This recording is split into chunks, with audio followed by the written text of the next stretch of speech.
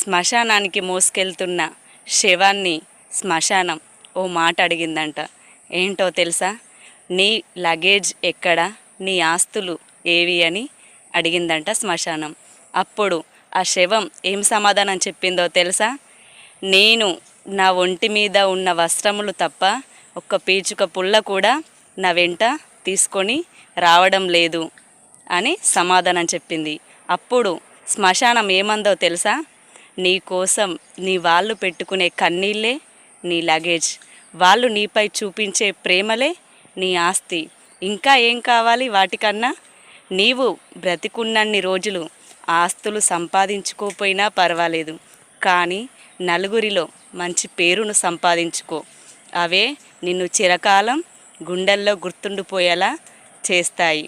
నా మాట మీకు నచ్చినట్టయితే తప్పకుండా మీ వాళ్ళతో షేర్ చేసుకోండి.